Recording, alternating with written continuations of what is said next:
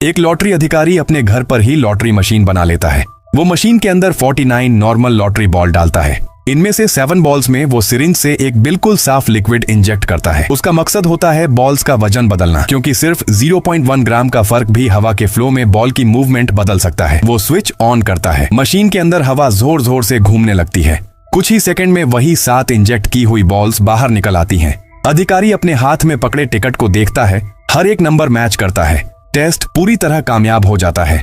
अब जैकपॉट बस एक कदम दूर है। अगला स्टेप होता है उस सील्ड बॉक्स की चाबी हासिल करना, जिसमें असली लॉटरी बॉल्स रखी जाती हैं। अधिकारी चार्ली के पास जाता है और कहता है कि कंपनी एक प्रमोशनल इवेंट करना चाहती है, इसलिए उसे चाबी चाहिए। लेकिन जैसे ही वो अपनी बात खत्म करता है, चार्ली का चेहरा बदल जाता है। थोड़ी देर चुप रहने के बाद चार्ली बताता है कि जब तक वो खुद या कोई सरकारी इंस्पेक्टर मौजूद न हो, लॉटरी बॉल्स बाहर नहीं निकाली जा सकती। वो चाबी देने से मना कर देता है। गुस्से में अधिकारी घर लौटता है और अपनी बनाई हुई लॉटरी मशीन तोड़ देता है। एक परफेक्ट प्लान सिर्फ एक केयरटेकर के मना करने से पूरी तरह बर्बाद हो जाता है। लेकिन तभी किस्मत एक नया रास्ता खोलती है। एक मैजिक शो के दौरान जादूगर एक पिंग पोंग बॉल जिस पर 11 लिखा होता है अधिकारी के हाथ में फेंकता है। वो नीचे देखता है, लेकिन अब 11 बदलकर 13 हो चुका होता है। उसकी जिज्ञासा तुरंत जाग जाती है। उसे लगता है शायद यही वो तरीका है जिसकी उसे तलाश थी। अगले दिन अधिकारी थिएटर के बाहर जादूगर का इंतजार करता है। जैसे ही जादूगर बाहर आता है, वो सीधा उसके पास जाकर बात करता है। पहले तो जादूगर कंफ्यूज हो जाता है। उसे याद ही नहीं आता कि ये मिडिल एज आदमी कौन है। अधिकारी उसे याद दिलाता है कि वो कल रात शो में मौजूद था। तब जाकर जादूगर को याद आता है। अधिकारी बिना घुमा फिरा कर पूछता है कि उसने वो ट्रिक कैसे की। वो मैजिक सीखना नहीं चाहता, बस ये समझना चाहता है कि सबके सामने बॉल कैसे बदली